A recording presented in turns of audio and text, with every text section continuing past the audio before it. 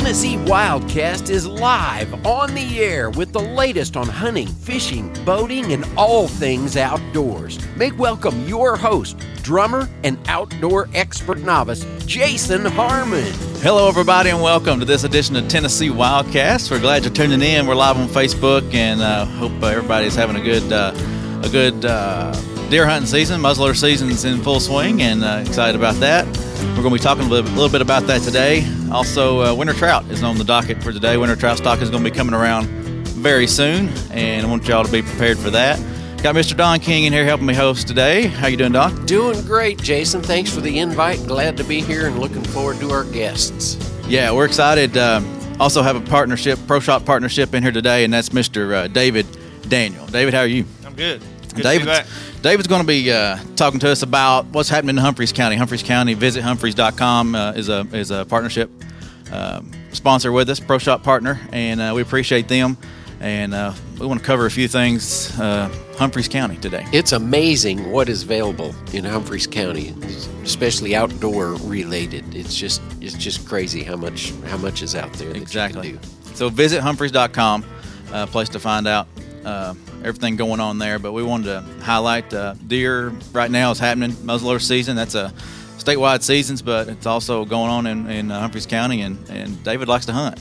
I do. I've already been in the woods quite a bit already this year. Yeah. So have you seen them rutting and running and moving out there this year? Yeah. I think the rut's running a little bit late this year. They're not just fired up, and I expected that. Now this coming weekend, I think it'll make the turn, and we'll start seeing a lot more rut activity. But and that's just the area that I've hunted in the county. But I'm hearing that at my store from other hunters that they don't think they're quite there yet. Yeah. First stop outdoors, right? That's it. So anyway, muzzleloader season is underway, going through the 16th of November, and then you got gun season opening up on the 17th of November, running through the 6th of January, and that'll close out the season, except for that special unit L hunt that happens for doe-only private lands hunt. So anyway, and then waterfowl.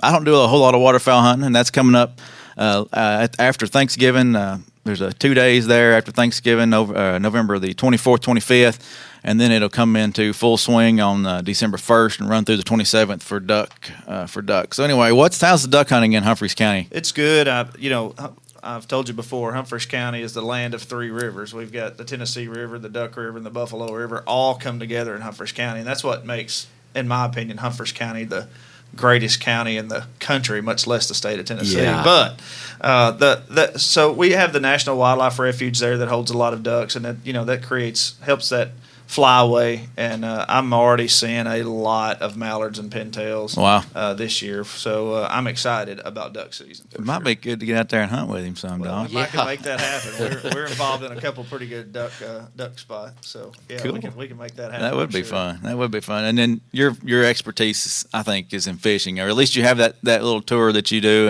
and tournament series there. But you said the crappie bite is on right now? Crappie bite has picked up. I kind of gauge that.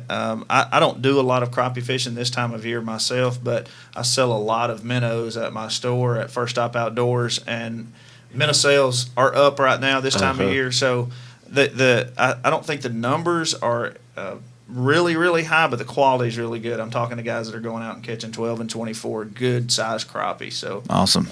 That's definitely picking up. And the tournament season is over for bass fishing as a general rule. So and wintertime bass fishing on Kentucky Lake and in the other two rivers is great.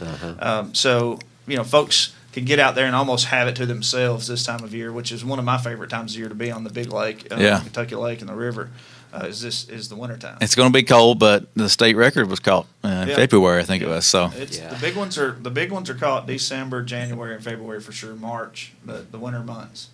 Yeah, be committed to get out there that time of year. yeah. And let's see, there's a big event happening over at the Loretta Lynn's Ranch. It's called the Yamaha Extreme Terrain Challenge. Can you tell us a little bit about that? Yeah, of course, there's always something going on at Loretta Lynn's Ranch there. It's exit 143 off of I-40. That's where you get off to come right into the heart of Humphreys County. Highway 13 takes you right in, and off of 13 is Loretta Lynn's Ranch. And they have a lot going on. And their most recent event coming up is this Extreme Terrain Challenge. the 16th and 18th, or 16th through 18th of November. Right. And it's for Yamaha owners that have a couple different models, and the information can be found at the extremeterrainchallenge.com. So, and it's kind of unique. I think it's an unmarked trail or events, and they're guided by GPS, so it's kind of unique that way. Some challenge. That's what I was thinking.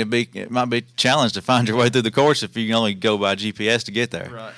So anyway, that's pretty cool, and it's limited to certain vehicles, only Yamaha YXZs and Wolverines. Yeah, and I believe they're coming from all over the country. They've already had several register for that, so spectators and participants as well. And there's plenty of lodging there at the 143 exit, and then in town in Waverly at the hotel there. So there's plenty of things to do for everybody. Cool. All right. Well, hey, if you want to be a part of this and check that out, you can go to their website at Extreme, or it's XTREAM Terrain Challenge. So probably get there by visithumphreys.com, but the Extreme Terrain Challenge, spelled with an X there at the beginning. So anyway, check that out if you want to be a part of that. And there's a lot going on at Loretta Lynn's Ranch all the time, especially with this kind of stuff. And then Humphreys County's got come to Humphreys County. That's going on all the time. We'd love to have folks come visit us in Humphreys County. Yeah. So, well, anything else you want to add before we get out of here? I'm good. Okay. Good look. Happy Thanksgiving to you guys, and holidays if I don't get to talk to you between now and then. Yeah. Thanks, David. Appreciate it. We'll get you down there on a duck hunt for sure. All right. I think we should do that. We'll do that. All right. Thank you all. Yeah, thank you. That was David from Humphreys County, and he's going to we're going to switch out here and bring in Mr. Brandon Simcox. He's going to talk to us about winter trout. But first, I think it's time for Q&A. Get your questions answered. TWRA Q&A. Q&A. Oh, you think there, Don? Oh, Jason, I like that. You got the girls choreographed and everything with the background. I like how you dressed them in camo to do that. Yeah, they're off camera. You can't see them. Yeah, that's right. Yeah. Yeah, the little segment we've been trying out. It's week 3, I think we've tried this out, and now we've got some jingle music going on and some singers with us. So. It is time for TWRA Q&A, and we've had. I kind of polled Claire out at the front desk and to see what were the hot topics coming in on the phone this week, and she said that the Type 94 permit. The questions about that. It's a $25 permit, and it kind of serves one of 3 or all 3 purposes. Serves as a permit for WMAs during quota hunts, or and that would be supplemental to your 01 and big game. And it also is needed for taking does during rifle season. Right. And number 3, for the private lands in Unit L, the antlerless hunt that's held in January. You need the 94 permit for that. And like I said, it's $25. Second most popular question coming in this week had to do with the field day exemption. And it's it's a Type 12, I believe. And it's for people 10 and older who have completed the online Hunter Ed course but haven't had an opportunity to go to the field day to complete that. So if you fill out this form, you pay $12 and you fill out the form and submit that to the regional office, either electronically or take it by there. You can be exempted from that Hunter Ed requirement with that form. And third thing that has come in is the Type 13 permit, which is also a $12 permit, and it has to do with the apprentice license. That's what we call that one. It's up to you can use it up to 3 consecutive years. And what it's really good for, what I always tell people is, you got a buddy you go to church with that's never turkey hunted before, and you got an opportunity to take him, but he's never had Hunter Ed or she. And so all you have to do is go ahead and get that apprentice license, and that exempts them from hunter ed for up to 3 years. You have to buy it every year, of course, and but it also requires that you, being the experienced hunter, be there with them, and it works well, in the turkey blind, because you're right there. You can take immediate action if you need to with the firearm, and but anyway, those are the 3 top questions that have come in this week that had to do with hunting. And I'm going to transition here as we do this next one. Let you introduce our guest, and then we'll rope him into this next one. Okay, all right. So today it's all about winter trout. I think I titled this show "Winter Trout Time in Tennessee." So it's football time. It's winter trout time. Yeah, I like it. We're going to talk about winter trout. We got Brandon Simcox. He's our River and Streams coordinator, right? Is that official title? Mm-hmm. And he deals with trout mainly and all the stream fishing and all that kind of stuff. So he's going to introduce us to a new schedule and all these new features on our website, and we're going to get pretty interactive today. But you have a question. Yeah, then there's always a question comes in, and I just like to remind folks that if you take advantage of this winter trout stocking, you do need the trout stamp. So you need that to supplement your O1 license, or if you're a sportsman license holder, you don't have to worry about it because that's all inclusive. Right. But the permanent senior citizen license, the Type 166, that's the one you can buy when you turn 65. That includes the trout stamp too. So that's one of the best buys going on right now. Right. Yeah, ages 16 to 64, you need the trout stamp or Right. the trout license. But younger than that or older than that, the senior citizen's license, you're covered. And then also, even if you're not into fishing and you just want to maybe check out the winter trout, there's the 1-day all species license that you can get, and you're covered there. Yeah, and thanks for clarifying that too. Until you're 16, you don't need it either. Right. Okay, that's good. That's great for what we're going to talk to you about today. Right. I've got my handy fishing guide in front of me, so I'll make sure, hopefully, I don't miss anything, or if there's something we need to look up, we can. But there's a new one coming out in March, right? Yep. Well, at least it'll probably come out before March, but it'll be effective March 2019. Yeah. So all the new regulations. But this one's still your current guide up through February 28th. So make sure you got that in front of you. Mm-hmm. I pulled up the website, and we're going to show some stuff there today. But just give us a quick overview what you're doing up there in the fisheries division. Yeah, well, so this time of year, like y'all said, it's winter trout season for us. The kind of tailwater stocking and all that we've been doing is slowing down, and we're moving into this winter trout program. And so the winter trout program was really designed to provide trout fishing opportunities in areas that had limited or no trout fishing within that local area. Uh-huh. And so that's when it was originally started back in the late 90s and has really expanded all across the state. So that's where a lot of our time and resources are going right now, getting prepared for that, because it's a lot of fish that we do put out across the state. Yeah, and the hatcheries are I guess pretty busy with this. Oh yeah. These fish that you'll be catching during the winter trout stocking program, are they national hatcheries? So they state hatcheries? They come from both. Some come from Dale Hollow National Fish Hatchery, which we just celebrated that partnership with TVA and all that. It's been a couple weeks of trout. Yeah. on Wildcats. And then also from Flintville Fish Hatchery here in Region 2. And then we did add a new stocking location this year, and some of those fish will be coming from Buffalo Springs Hatchery in East Tennessee. So. Okay, awesome. Well, let's dive into the website and let's tell people how to get there, especially if you're listening on the radio and you're driving down the road. You can't do this live or in the car. Don't be texting and driving. Don't be searching the trout stockings in the car. But you can click on tmwildlife.org. Mm-hmm. That's the main way to get there. And then you got the fishing tab up here. And winter trout stocking is 1, 2, 3, 4 down. So that's going to get you straight to the schedule. That's straight to the schedule. But I like to click the more info button, and then there you are on the fishing page. You're Mr. Henniger, the assistant chief.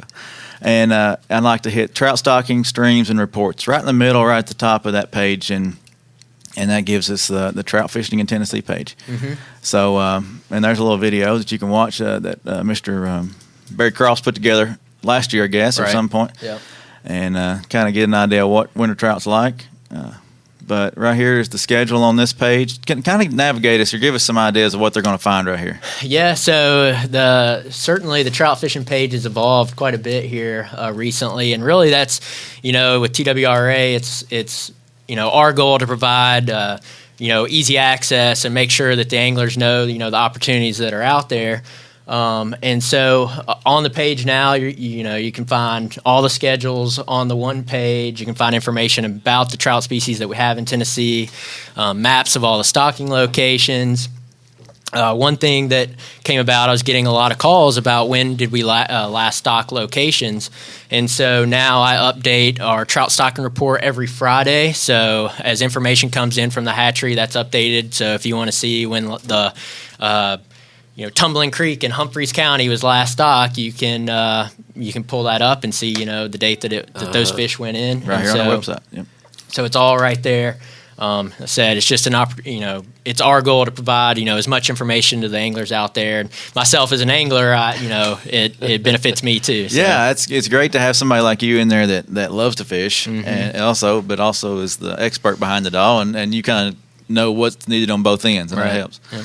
Try to provide the best customer service we can for these folks. And I was just looking, if you're looking online, if you're watching, there's where you can enter your region or your destination or your stocking dates and kind of find the reports for the areas you're concerned about. Right. So, and sometimes those can change a little bit depending on weather and I don't know, water quality and that kind of thing. So sometimes, with the winter trout program, we announce the day of stocking, but some of ours that we're not able to do that with working with Dale Hollow National Fish Hatchery. Things change with them, and so they need specific need to go out certain days, and so things may change for them, and so that's a great opportunity if you want to pull up some of the locations that they might stock that we don't have announced, or that there might have been potential changes, or because we have some leeway in those stocking, you can find that exact day and know when. The good thing is when you find a local spot where the stocking is taking place,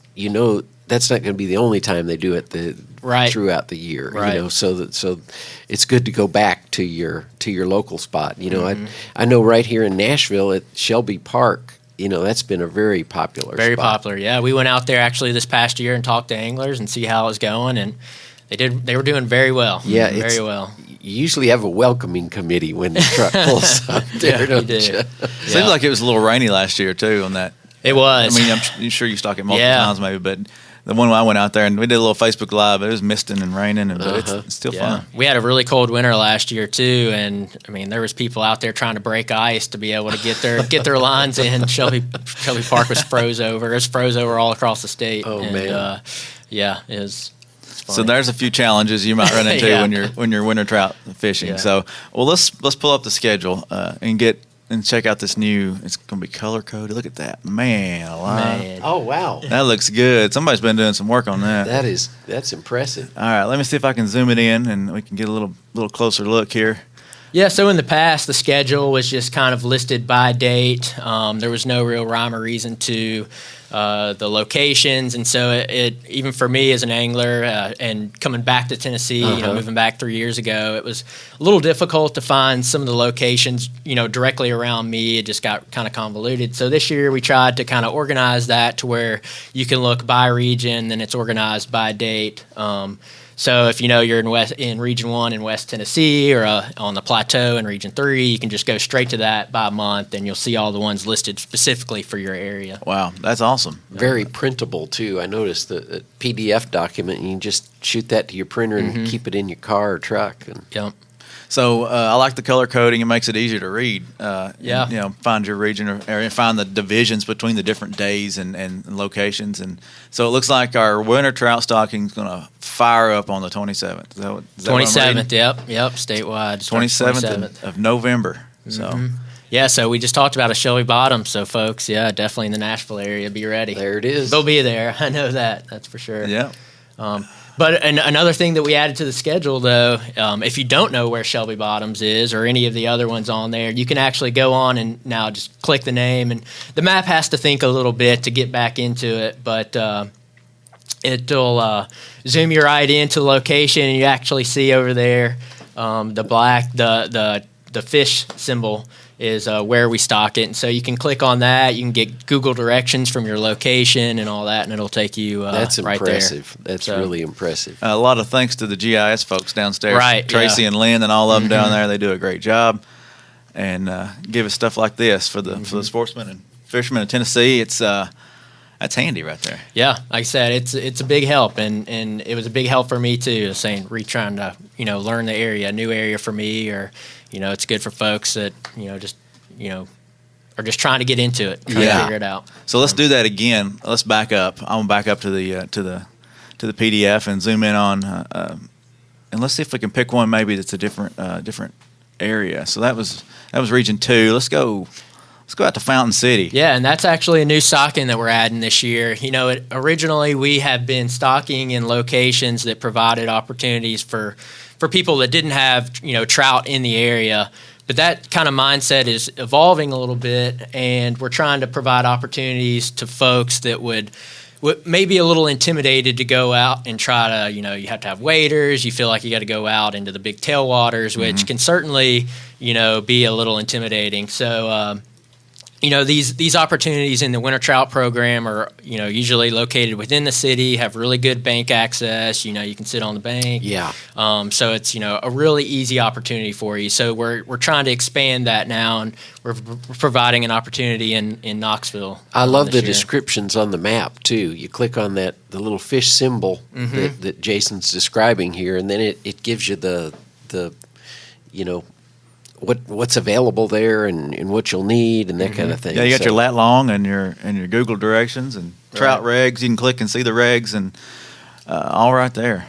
Parking and all that kind of stuff. It's all the information you need to know about that area, and your regs are right there. Right. Yep. And so for the winter trout, the regulations for trout, it's a 7-fish bag limit with no size limit. So so you can go out and you harvest your 7 fish for the day and come back the next and do it again. Can you remind them again what permits are needed for that? Yeah, so if ages 16 to 64, you'll need the trout license, supplemental to your regular fishing license, hunting and fishing license. But if you have the sportsman's license, lifetime sportsman's license, you're covered. You can get the 1-day permit, all species permit, or the senior citizen's license covers that too. So over the age of 64, you don't need the trout license. Cool. And go ahead, Don. I was just thinking, we were talking earlier today, I don't think we did this on the air, so to speak, but we were talking about the size of the fish that are going to be stocked this year. Tell us a little bit about that. Yeah, so we'll have the traditional fish, usually around the 8 to 10 inch rainbow trout that we do stock.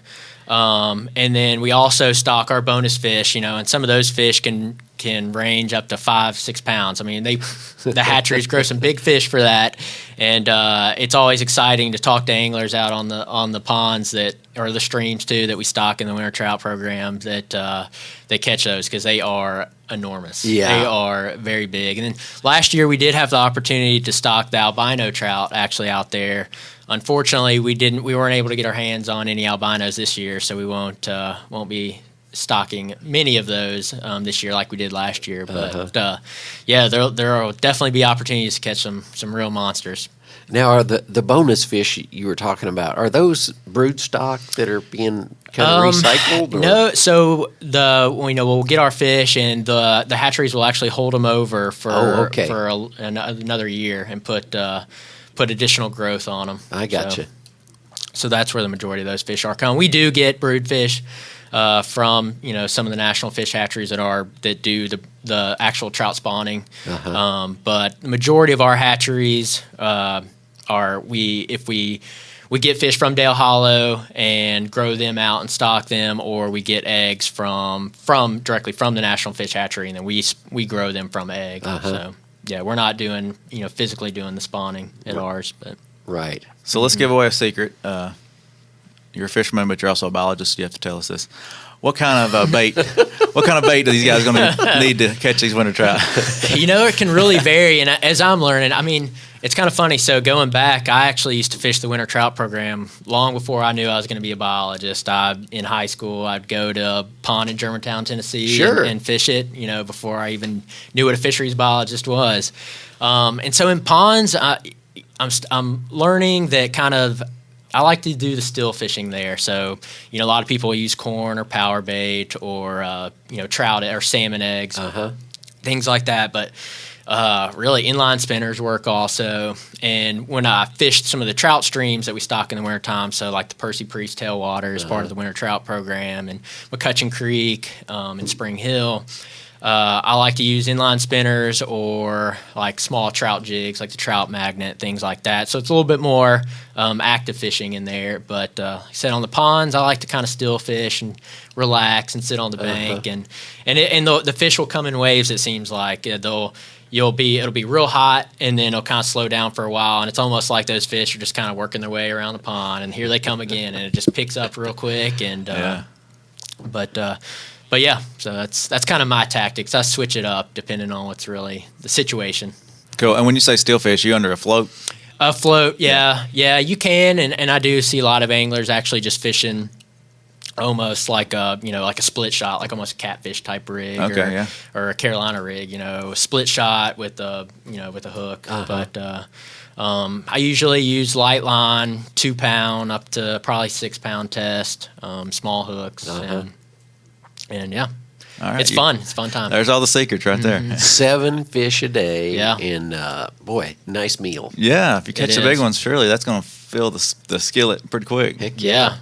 Yeah. Well, before we run out of time, you mentioned delayed harvest. And tell us about what delayed harvest is and how people can enjoy that. Yeah. So we're in delayed harvest season also for some of our water bodies. And so that it's just an opportunity. It's catch and release only. It allows us to utilize less fish, but we stock larger fish in there this time of year. And so rivers like the Hiwassee, Tellico, Paint Creek, Buffalo Creek, all those are listed in the guide. But there's several this time of year, and those will go on to, they vary, but from January to mid-March or so. The delayed harvest season ends, and then you're allowed to start harvesting fish again in those areas. Yeah. Cool. All right. Well, you heard it all right here. Tennessee Wildcast, Mr. Brandon Simcox, River Streams Coordinator. All the tips and tricks for winter trout and delayed harvest, and looking forward to this season winter trout fishing. Yeah, me too. Check our website, tnwildlife.org, for the schedules and all the information on that. And anything you want to add, Don? No, just appreciate Brandon coming in today. It was a lot of fun. Yep. All right. Well, we thank y'all for listening, and we look forward to the next edition of Tennessee Wildcast. Keep coming back, and y'all hang in it. Thanks for tuning in. Stay connected with TWRA by visiting our website at tnwildlife.org and follow us on Facebook, Twitter, and Instagram. Hey, it's all about Tennessee wildlife. It's what we do. Tennessee Wildcast will be on the air again next week. We'll see you then.